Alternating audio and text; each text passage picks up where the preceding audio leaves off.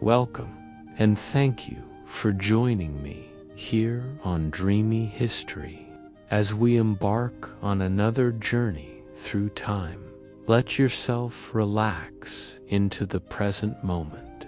Before we begin, dim the lights, get comfortable under your blanket, and let the weight of the day slowly fade away.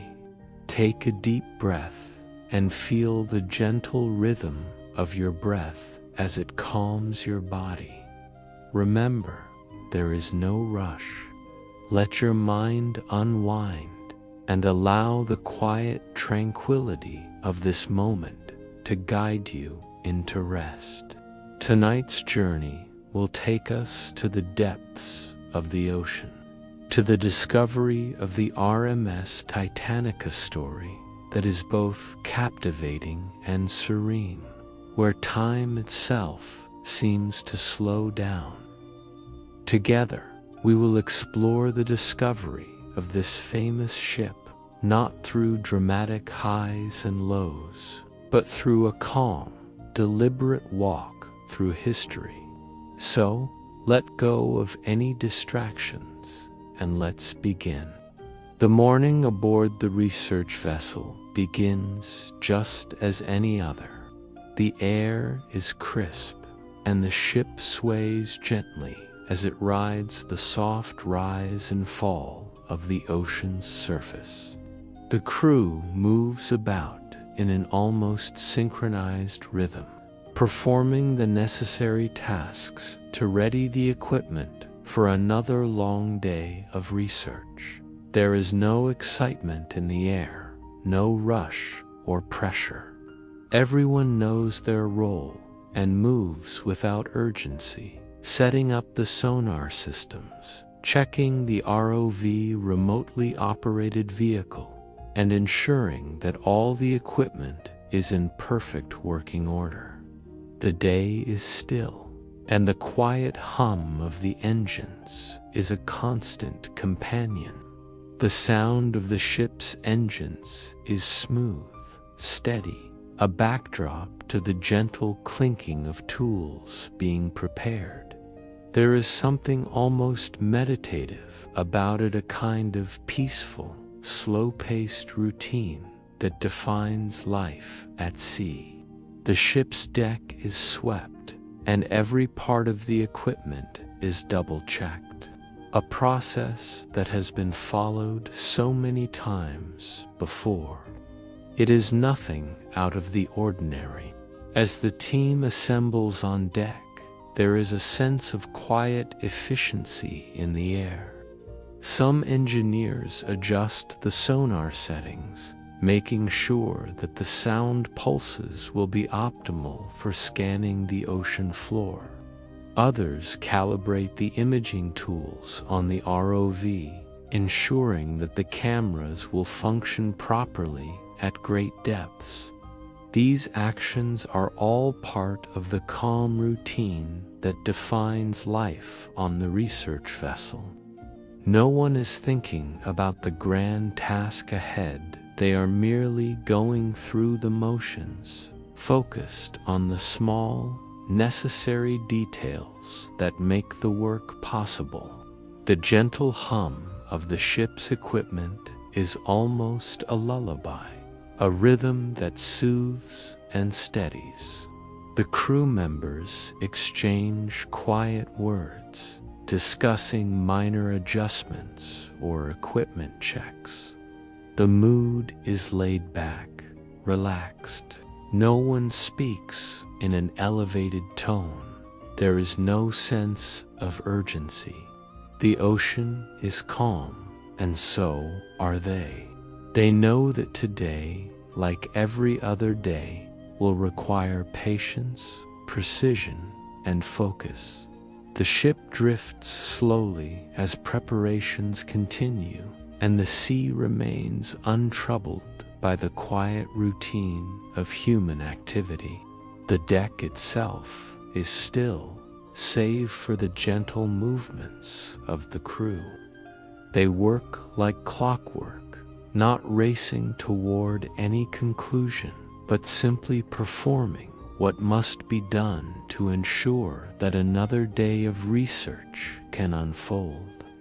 The sun begins to climb higher in the sky, and the day moves on in its own quiet pace. There is no rush, no excitement, just the steady, comforting rhythm of work at sea. As the crew continues their preparations, the calm stillness of the ocean continues to envelop the ship. The research vessel gently rocks, carried by the vastness of the water beneath it. The crew has now begun to set up the equipment for the scan, the sonar, which will send sound waves into the ocean, is being positioned in such a way that it will cover as much of the ocean floor as possible. The ROV, which will eventually be lowered into the water, is double-checked and lowered into position. There is nothing spectacular about the scene, just the quiet hum of the equipment, the careful, deliberate placement of each piece, and the simple precision of the task at hand. The ocean, in its endless stretch of water, is deceptively calm. The research vessel feels like a tiny speck amidst the vastness, moving almost imperceptibly on the water's surface. To the crew, the silence is familiar. It is comforting in its own way. There are no loud sounds, no signs of danger, just the steady motion of the sea and the quiet conversations of the crew members as they finalize their preparations. The sonar equipment is activated, sending out its first pulses, sending ripples through the ocean. The crew watches as the screens begin to show the first patterns, faint and almost imperceptible. Nothing is clear yet, but the process is underway. The gentle beeping of the sonar fills the space, almost like a heartbeat echoing through the hull of the ship. Each pulse is an invitation to the unknown, a way of listening to the ocean's secrets. This methodical, deliberate approach is not rushed. No one is in a hurry. The team simply performs their work, focused on the task at hand.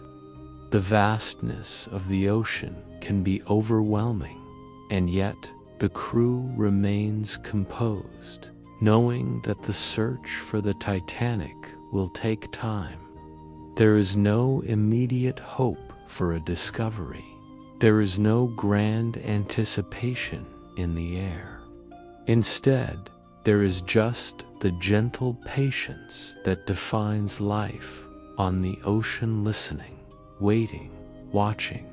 As the sonar continues to send pulses, the crew records the data, reviewing the faint readings on the monitor.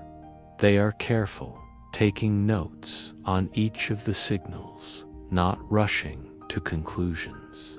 Each pulse is merely a piece of the puzzle, and it will take many more moments like this before any true answers are revealed. There is no sense of urgency in their work, only a quiet, steady persistence. The ocean hums quietly beneath them, unaffected by the activity above. The sonar continues to send out pulses, and the crew remains absorbed in their work.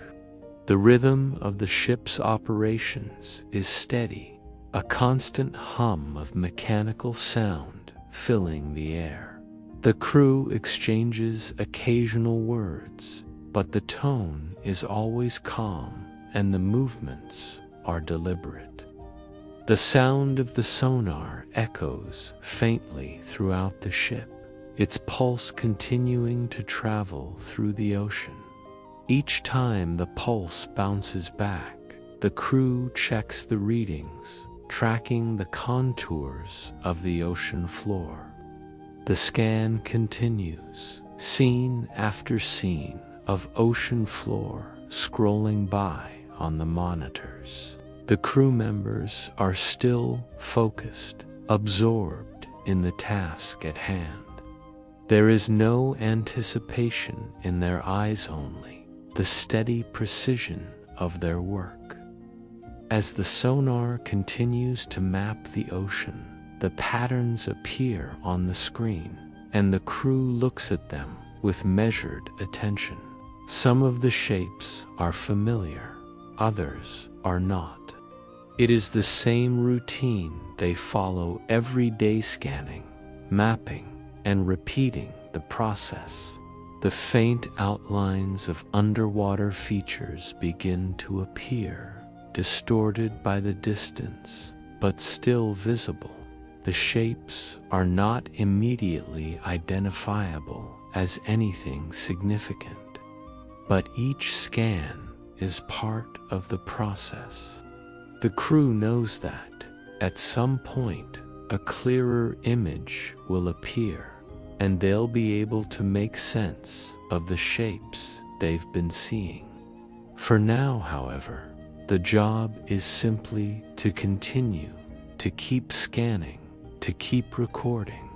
As the ship glides through the ocean, the sound of the sonar pulses creates a constant background, steady and regular.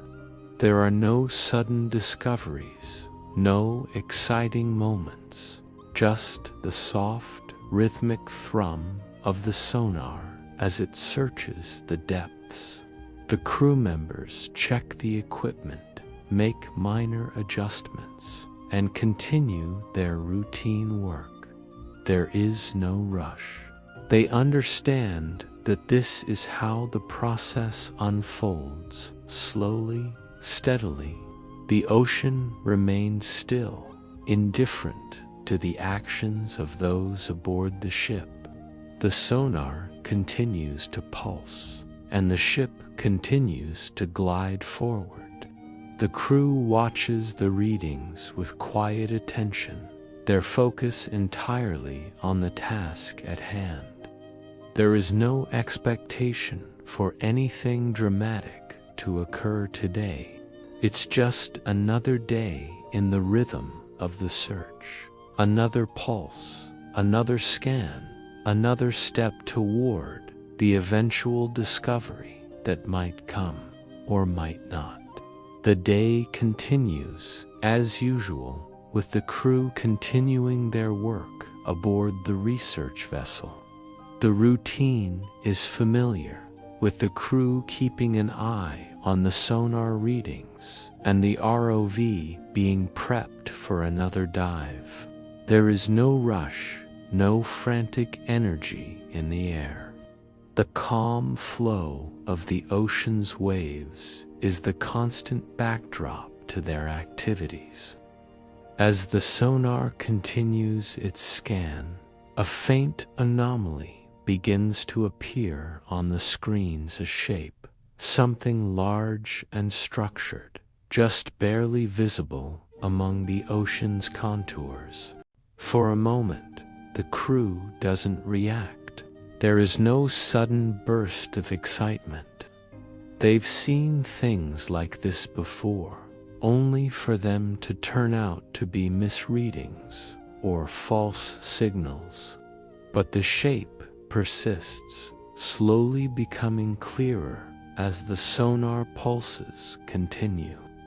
The crew gathers around the screens, their voices hushed, not with excitement, but with careful attention. This could be it, this could be the Titanic, but they cannot know for sure yet. They have been wrong before, and they don't want to get their hopes up. They continue to study the signals, taking note of the shape and its location. It could be a rock formation, an underwater ridge, or something else entirely. But the measurements suggest that it might be something more, something human-made.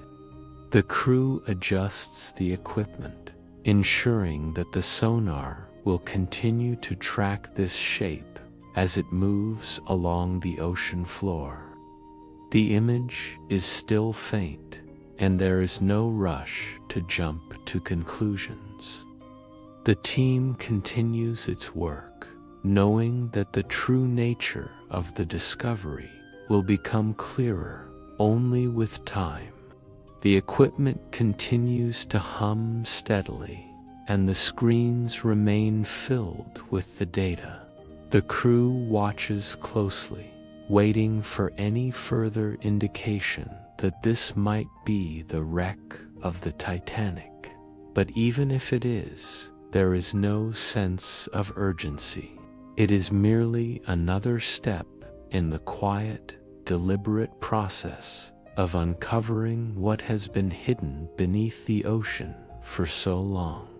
With the first faint signs of the Titanic's location now visible on the sonar, the crew prepares for the next step, lowering the ROV into the depths to capture clearer images and confirm the find.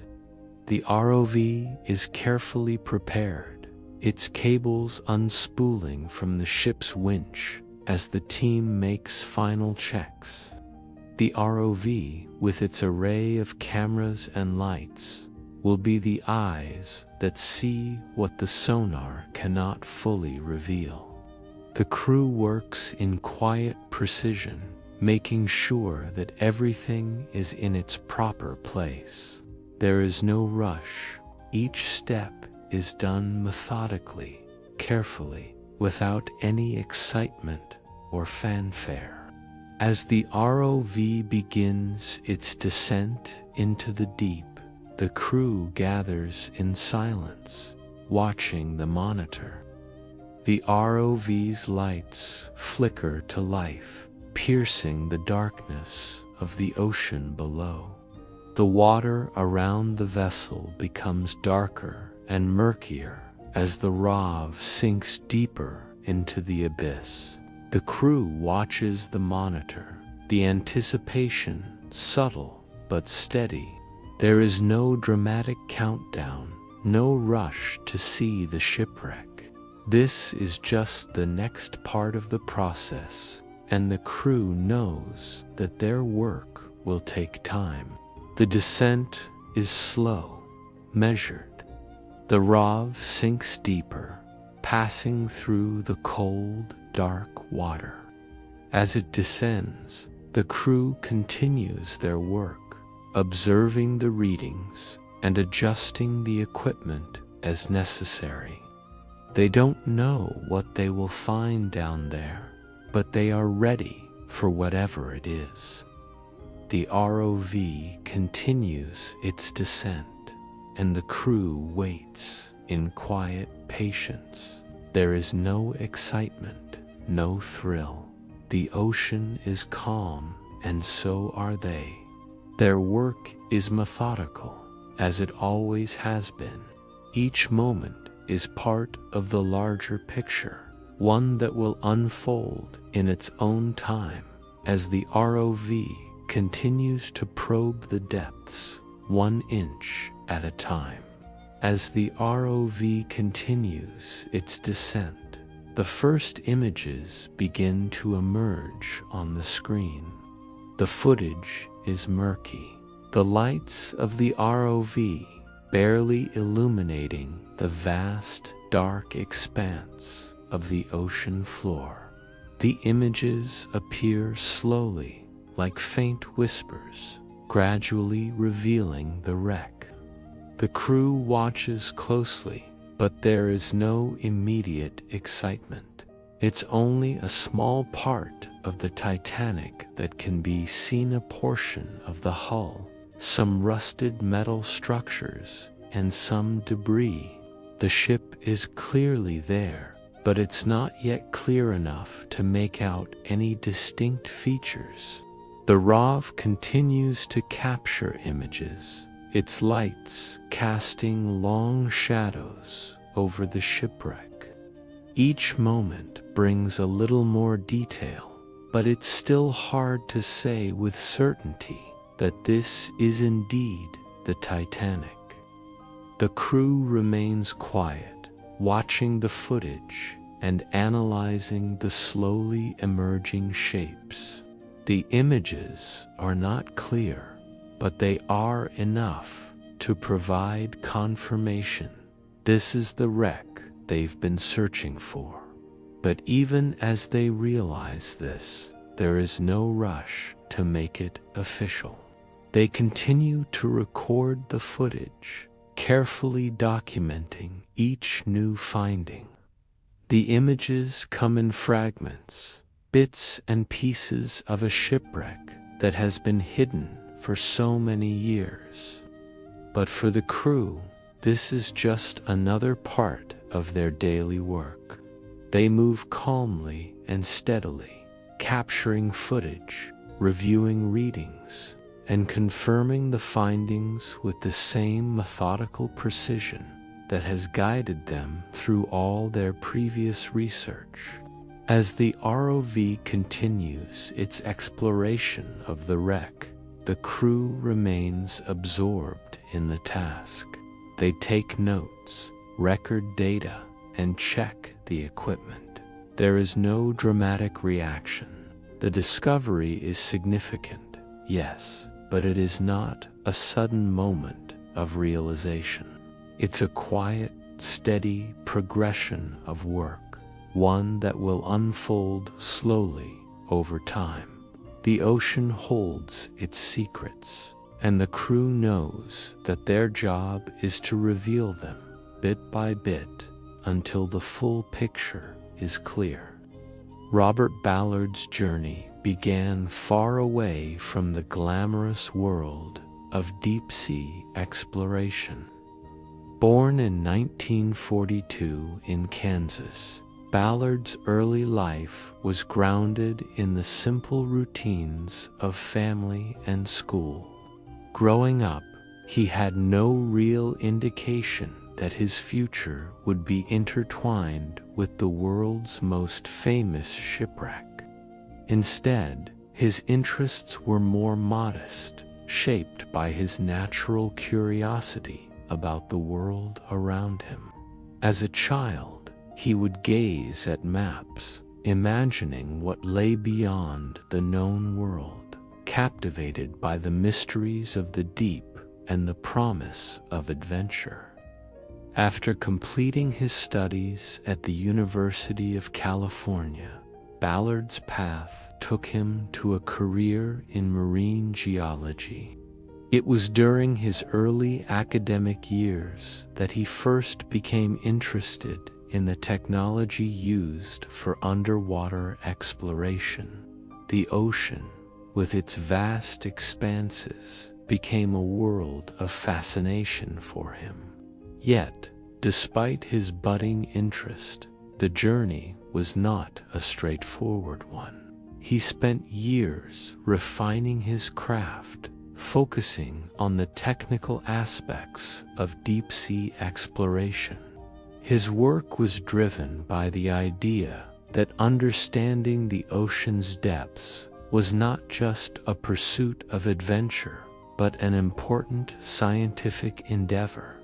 At the start of his career, Ballard was far from a household name.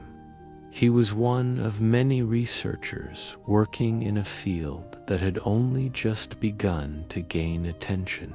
But his dedication to understanding the deep sea was unwavering. Much of his work was done quietly, without the fanfare that would come later. He spent years working in laboratories and conducting field studies, learning to navigate the complexities of underwater technology. It was during this time that he developed the expertise that would eventually lead him to the discovery of the Titanic. As the years passed, Ballard's interest began to shift toward something more specific, finding the Titanic. But his approach was far from dramatic. He wasn't captivated by the tragedy or the loss of life. Instead, his focus was on the idea of discovery, on finding something that had been lost for so long. To him, the Titanic was not just a story of the past, it was a chance to use modern technology to uncover a significant piece of history that had been forgotten beneath the waves. He saw the Titanic not as a symbol of disaster, but as a scientific puzzle. The mystery of its disappearance and the challenges of locating it deep beneath the ocean intrigued him.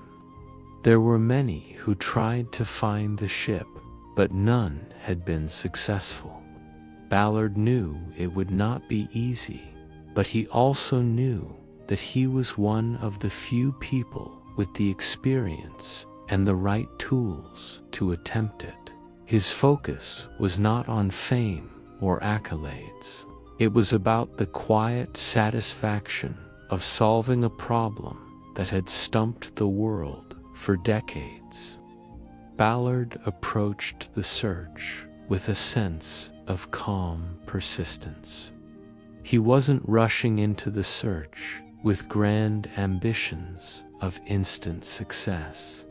Instead, he was methodical, patiently preparing for what would be a long and uncertain journey.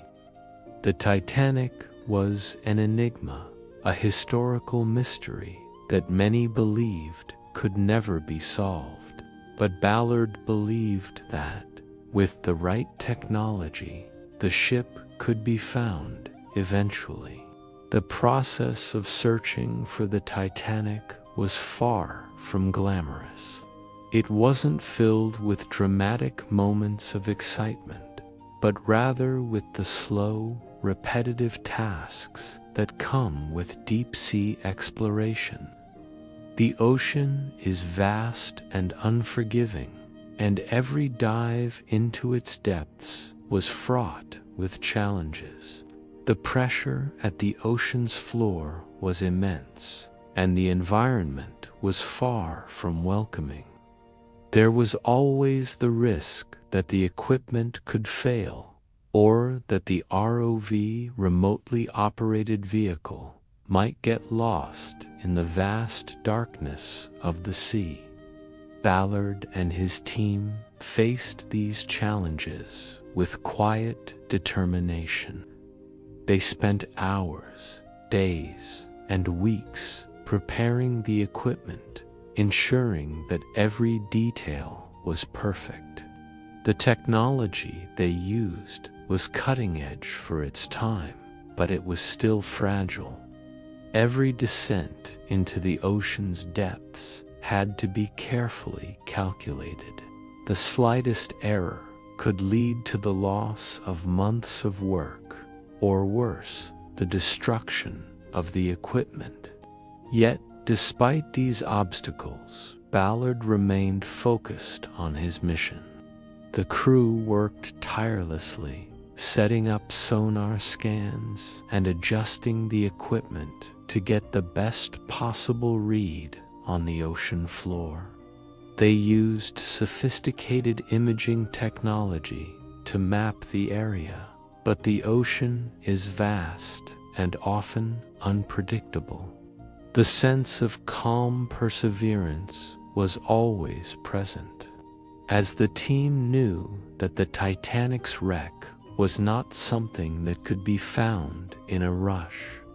It would take time that could be spent patiently checking and rechecking their data, looking for any hint of the ship's location.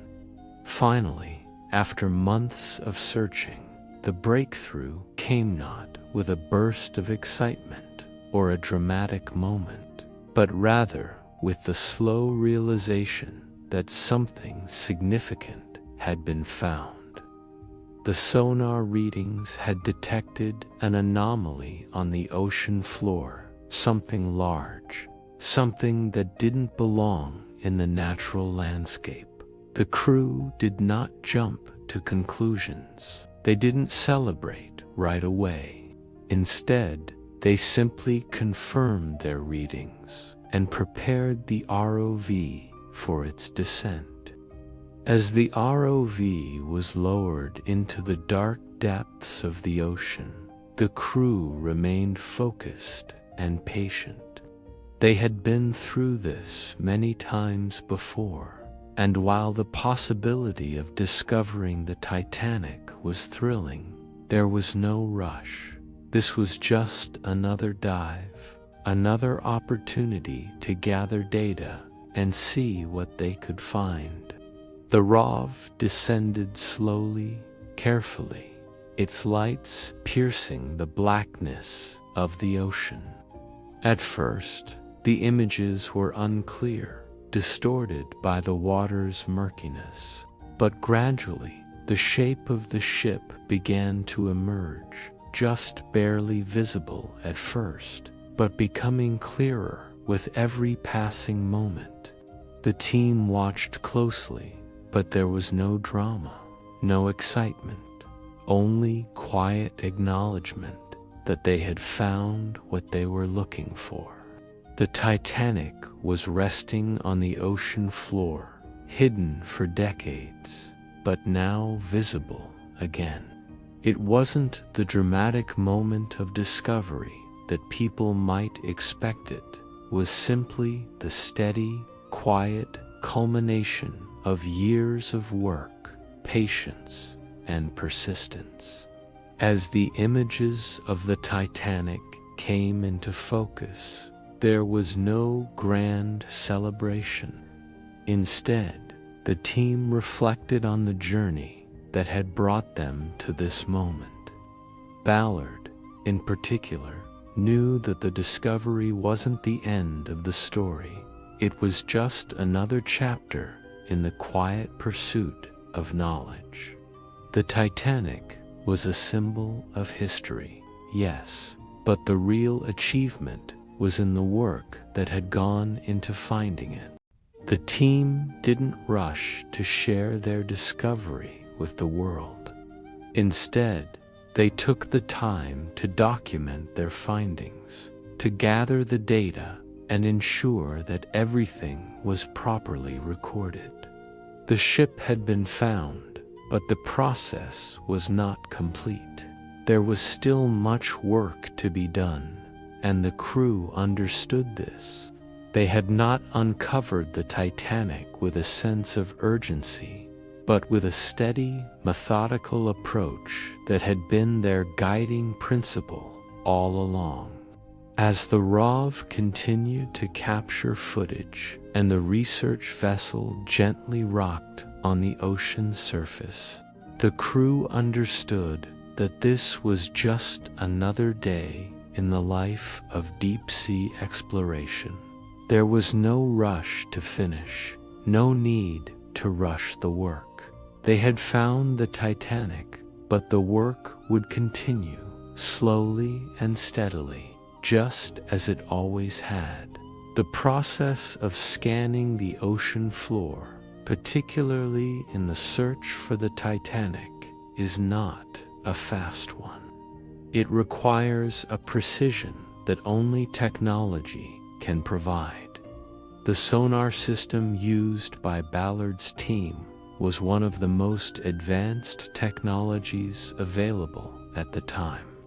The sonar equipment, although sophisticated, operates with a methodical rhythm, sending out sound pulses into the water, which bounce back when they hit an object.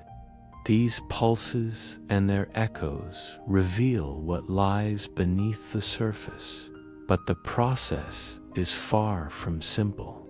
It's not just about sending out a signal and waiting for a response. It's about carefully interpreting the echoes to distinguish between various ocean floor features, whether they be natural or man-made. The sonar emits its pulses at regular intervals, and the signals are processed by complex systems on the ship. These signals can reflect off rocks, shipwrecks, or the ocean's contours, and the team must analyze these data carefully.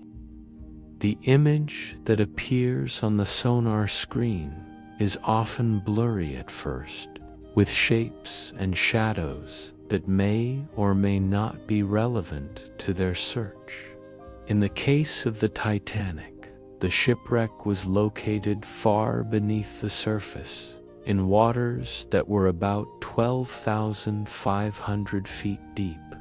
The deeper the location, the more challenging the sonar's readings become, as the sound waves weaken and distort the images. The sonar is designed to scan vast stretches of the ocean floor, and the system sends out thousands of pulses per hour. The team must wait patiently for any indication of something worth investigating. Sometimes the signals show nothing significant. Other times, the sonar picks up what appears to be a structure, a shape that stands out from the natural contours of the ocean floor. Each signal is carefully recorded and analyzed, the crew working in tandem to evaluate whether these signals may, in fact, be the Titanic. The technology, while powerful, still requires human interpretation and attention to detail. It's a slow and steady process, one that requires a great deal of patience and a calm approach to the deep sea's mysteries. As the search for the Titanic progressed, the need for an effective tool to explore the ocean depths became evident. Remote-operated vehicles, ROVs, played a crucial role in this exploration. These underwater robots, controlled from the surface, are designed to withstand the extreme pressures of the deep ocean, where the weight of the water can crush even the sturdiest of vessels.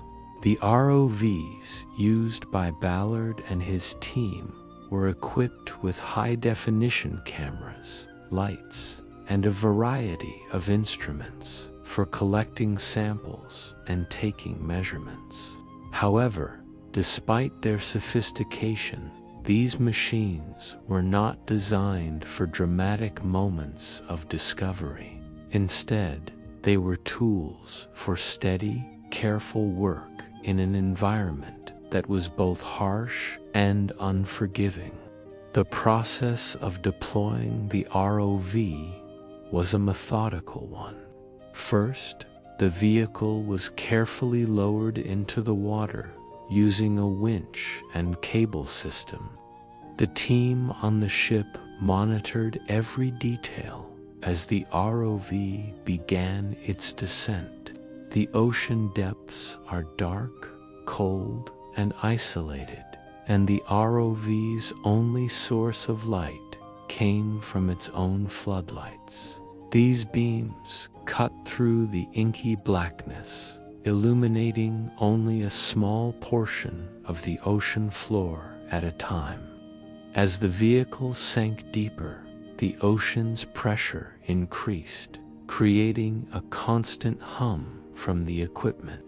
This was the quiet sound of explorations, low and deliberate. The ROV moved across the sea floor in measured increments, scanning for any signs of the Titanic. Every inch was mapped, every rock and ridge noted. The images it captured were not instantly clear. Instead, they came through as blurry outlines and shadows, requiring the team to interpret the data carefully. As the ROV moved, it recorded footage that would be analyzed, not in moments of excitement, but in calm, quiet sessions of review. Its work was essential, but it was a slow, ongoing process, adding layer after layer to the puzzle that was the Titanic wreck. The process of mapping the ocean floor during the Titanic expedition was an essential part of the search. The ocean is vast, and the task of pinpointing a shipwreck in such an enormous area is no small feat. For Ballard and his team, the mapping phase involved carefully plotting the ocean floor's contours using both sonar and ROV data. This mapping was crucial in identifying specific areas to focus their efforts, helping them narrow down the search in a way that would make their eventual discovery more achievable, though not certain. It was a slow, methodical process, requiring a steady hand and a calm mind. The ocean floor is not a flat, featureless expanse. It's filled with underwater ridges, valleys, and rocky outcrops. As the sonar sent out its pulses, the crew worked to interpret these readings, identifying these natural formations. These features could confuse the search, as they sometimes resembled the characteristics of a large shipwreck, making the job of the crew even more challenging. It was only through detailed analysis of the patterns produced by the sonar that the crew could begin to piece together where the Titanic might be resting. Each time a sonar pulse returned, the crew would study the data with utmost care. They charted the readings on large, detailed maps that showed the topography of the sea floor. These maps, filled with intricate lines and markings, helped them visualize the terrain and decide where to focus future dives. As they received more sonar data, the team refined their maps, slowly but steadily, narrowing down the possibilities. The quiet work of reviewing these maps, plotting coordinates, and adjusting their course of action continued day after day. There was no sense of rushing. The mapping process was a gradual one, where each small step brought them closer to the truth hidden in the ocean's depths. As the remote-operated vehicle, Rav descended deeper into the cold, dark expanse of the ocean. Its cameras flickered to life. The ROV, now far from the light and warmth of the research vessel above, began its slow, steady work of capturing images. These images were not meant to be dramatic snapshots, nor were they intended to evoke excitement. Instead, they were the product of a calm, methodical process. Each photo taken was a quiet documentation of what lay beneath, a glimpse into a world that had remained hidden for over 70 years. The faint beams of the ROV's lights illuminated small sections of the wreck, casting long, eerie shadows on the ship's decaying structure. The first images were blurry and unclear, the details obscured by the murky waters and the distance between the ROV and the wreck. As the team aboard the research vessel watched, they knew this would be the pattern. The images would come in fragments, one small piece at a time. The ocean was not going to reveal its secrets all at once.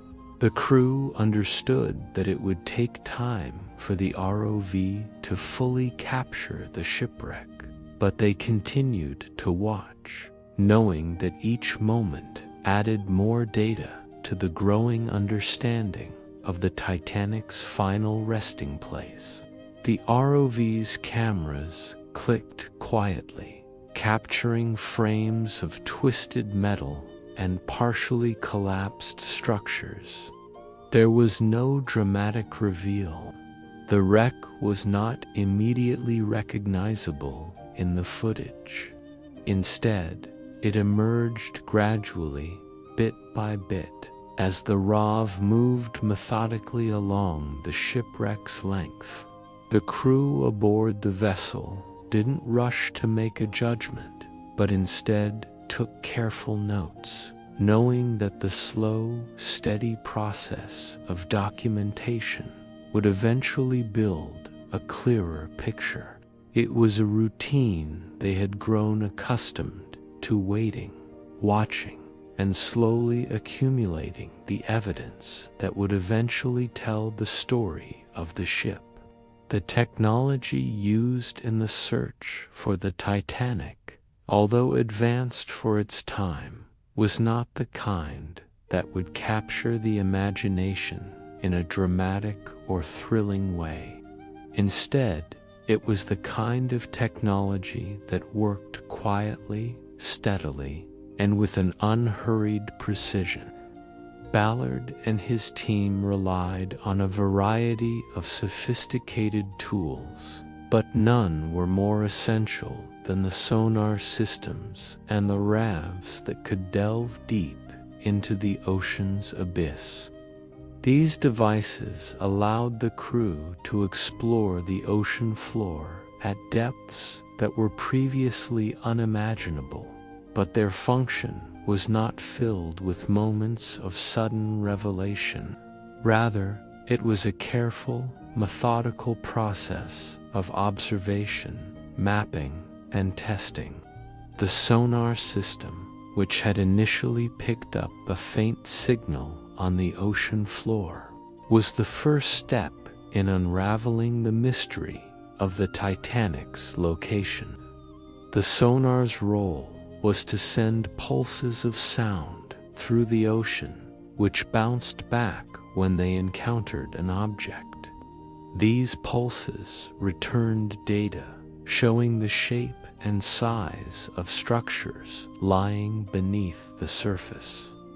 The sonar did not provide clear images. Instead, it provided vague, blurry outlines. The crew relied on this imprecise data to decide where to focus their efforts. It was a process filled with uncertainty, but it was also part of the rhythm of their work.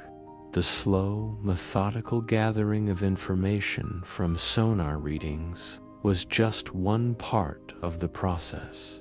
The ROV, once it was lowered into the depths, provided the visual confirmation that the sonar could not.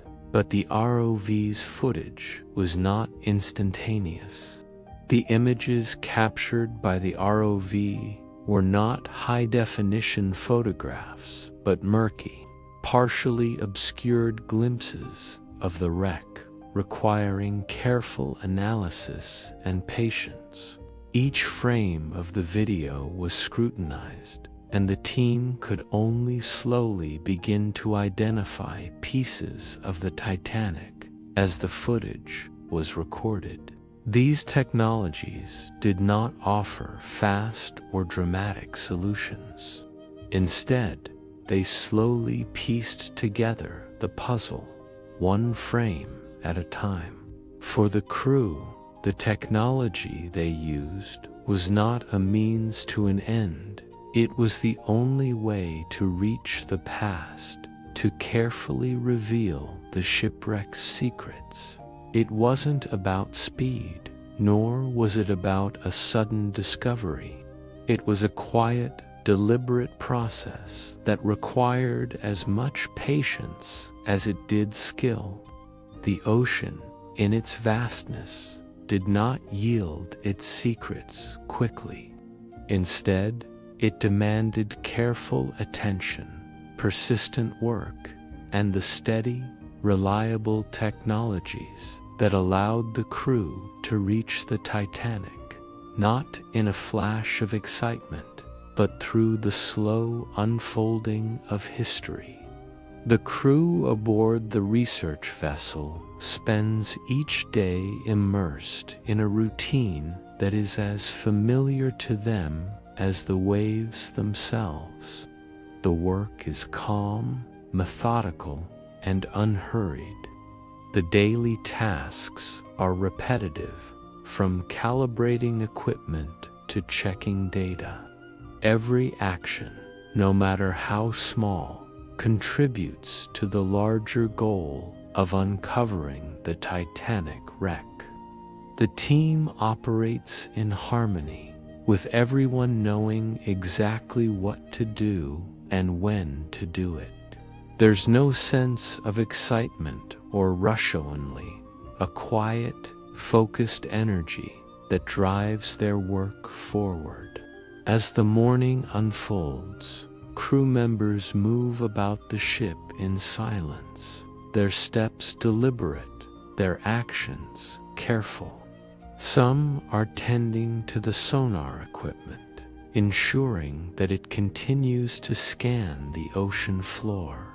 Others are monitoring the remotely operated vehicle, ROV, adjusting its settings to optimize the clarity of its images.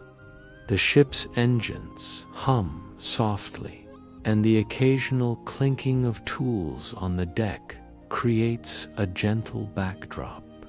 It's a rhythm that has become second nature to the crew. They don't expect immediate results, and they don't need to. The work is slow, and the process is long, but there is satisfaction in knowing that each step is taking them closer to their goal. There's no rush, no pressure to be fast. The ocean, after all, moves at its own pace, and so must the crew. The day is spent in this quiet, efficient manner. The work, though exhausting, feels almost peaceful. The ship drifts across the water, while the crew continues to perform their tasks in sync. The steady rhythm of their movements, a testament to the time and care that goes into such an undertaking. This is the work of discovery, not quick and thrilling, but slow and persistent. In stark contrast to the quiet, repetitive life aboard the research vessel, the daily routine aboard the Titanic was filled with opulence, luxury, and indulgence. The passengers on the grand ship lived in a world of luxury that seemed to stretch endlessly before them. They dined in rooms bathed in the soft glow of chandeliers, where waiters, dressed in immaculate uniforms, served them elaborate meals. The air was always filled with the clink of fine china and the soft murmur of conversation as guests discussed the latest news or their plans for the journey. For the wealthy elite aboard the Titanic, the days followed a predictable pattern. Mornings were spent strolling on the deck, taking in the crisp sea air while admiring the endless horizon. By noon, the dining rooms were filled with the bustle of high society, where guests were treated to 5-course meals served with the finest wines.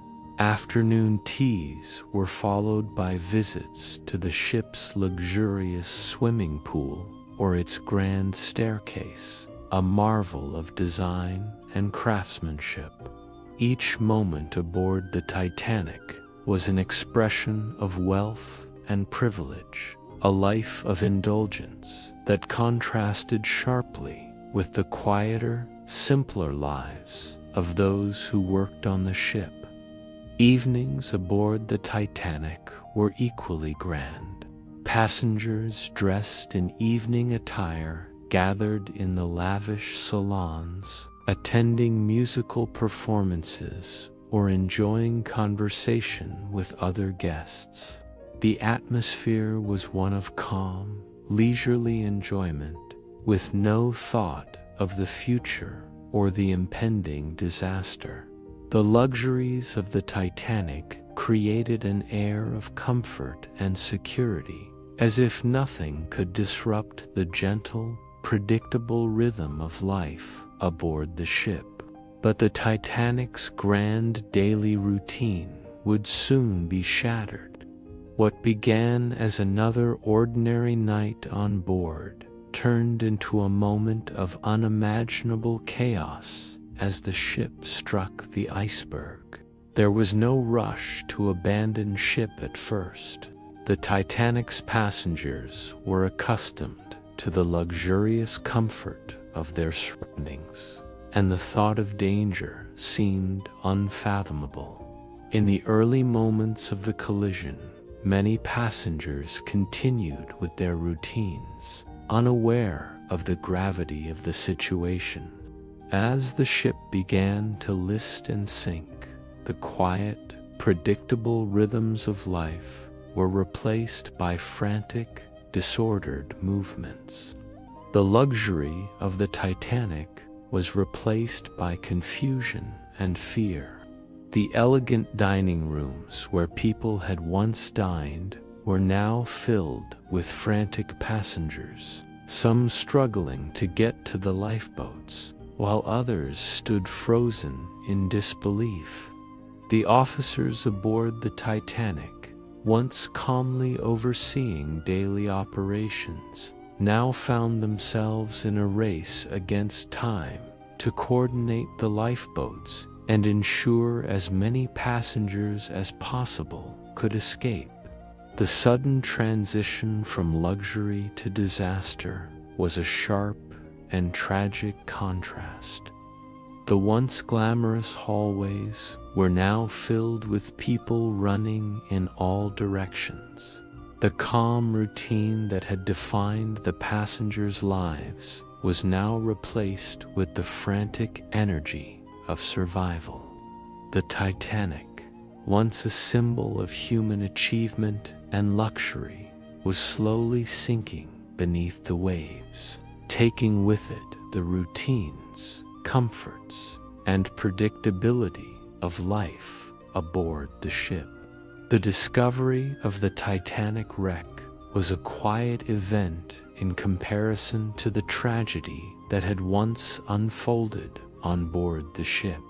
The research team aboard the modern vessel experienced a very different sense of routine. While the Titanic's passengers had faced panic and confusion, the team working to locate and document the shipwreck moved with calm precision.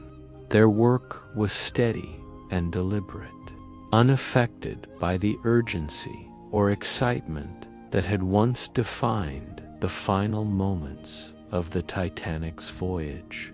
Once the wreck was located, the crew continued their work without haste. They knew the discovery was significant, but there was no rush to celebrate. Instead, they worked in a calm, professional manner, documenting every detail of the shipwreck. The luxury and grandeur of the Titanic, which had once been so vibrant, now lay beneath the sea, a relic of the past. The team's routine mirrored the calmness of the ocean around them. They worked methodically, ensuring that every image, every piece of data was captured with the utmost care. The discovery of the Titanic wasn't about grand gestures or dramatic moments. It was a slow, quiet process. The team aboard the research vessel knew that their work would take time. There was no rush to uncover everything at once. They understood that it was not only about finding the ship, but also about treating the site with respect, uncovering it layer by layer, and allowing the ocean to reveal its secrets in its own time. As the sun dipped below the horizon, the crew aboard the research vessel took a moment to reflect on their work. The ship's engines continued to hum steadily in the background, and the gentle sound of the ocean filled the air. The discovery of the Titanic was a monumental achievement, but it had not come with the drama or excitement that people might have expected. Instead, it had been a slow, deliberate process, marked by quiet moments of reflection and the steady progress of technology. The team knew that the wreck was only the beginning of their work. The Titanic's story, although tragic, was now part of history, preserved in the quiet depths of the ocean. For the crew, the discovery was not about the excitement of finding something hidden. It was about the peaceful unfolding of history, one that had been patiently uncovered, layer by layer, with no rush and no dramatic revelations. The ocean had kept its secrets for many years, and it was only through steady, persistent work that they were finally revealed. As the crew sat in the quiet of the ship, watching the waves, there was no sense of triumph, only a sense of completion. The work was not over, but it had taken them to a place where history had been uncovered, slowly and steadily, with respect and patience. And so, as you begin to drift off into your own quiet world, remember how far we've come, how we, too, have the ability to uncover the mysteries of the past, slowly, carefully, and patiently. The Titanic was once lost to the depths, and yet, through quiet dedication, it was found. Just as the ocean holds secrets beneath its surface, so too does the night offer us rest as we uncover the peaceful depths of sleep. As you settle into this serene moment, let the calmness of the ocean's depths guide you. The ship may have been found, but it is time for you to find your own peace, to drift deeper into a quiet, restful sleep. Good night.